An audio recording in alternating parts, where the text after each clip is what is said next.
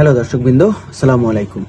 দেশের 10টি ব্যাংক দেউলিয়া অবস্থায় আছে বলে মন্তব্য করেছেন বাংলাদেশ ব্যাংকের গভর্নর আহসান এইচ মনসুর। তবে দেউলিয়া ব্যাংকে পর্যায়ে থাকা ব্যাংকগুলোকে ঘুরে দাঁড়াতে বাংলাদেশ ব্যাংক টেকনিক্যাল অ্যাডভাইজারি ও লিকুইডিটি সুবিধা দেবে বলে জানিয়েছেন তিনি। রোববার 8 সেপ্টেম্বর বিকেলে সাংবাদিকদের সঙ্গে এক প্রেস ব্রিফিংয়ে এই মন্তব্য করেন গভর্নর। তিনি বলেন, দেশের 10টি ব্যাংক ইতিমধ্যে দেউলিয়া অবস্থায় আছে। আমরা চাই না কোনো ব্যাংক বন্ধ হোক। এর মাধ্যমে প্রায় 95% আমানতকারীর আমানত সম্পূর্ণরূপে নিরাপদ করা হয়েছে। পৃথিবীর কোনো দেশেই 100% আমানতকারীর টাকার গ্যারান্টি দিতে পারে না, আমরাও পারবো না।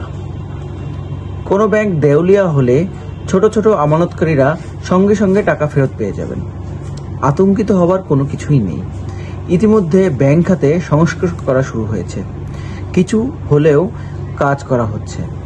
এই মুহূর্তে আমাদের প্রধান লক্ষ্য আমানতকারীদের আস্থা ফিরিয়ে আনা, যা কিনা বর্তমান সময়ের অত্যন্ত বড় একটি চ্যালেঞ্জ। ব্যাংক অ্যাকাউন্ট জব্দের বিষয়ে গভর্নর বলেন, এখন পর্যন্ত আমরা কোনো প্রতিষ্ঠানের অ্যাকাউন্ট জব্দ করিনি, সেটা এসালম এর হোক বা সালমান এর রহমানের হোক। কোনো প্রতিষ্ঠানের ব্যাংক হিসাব জব্দ করা হয়নি। যাদের অ্যাকাউন্ট জব্দ করা হয়েছে সবগুলোই ব্যক্তি অ্যাকাউন্ট। আমরা কোনো ব্যবসায়ী প্রতিষ্ঠানে হাত দিতে চাই না। কর্মসংস্থান নষ্ট ও উৎপাদন ব্যাহত হোক, আমরাও সেটা চাই না।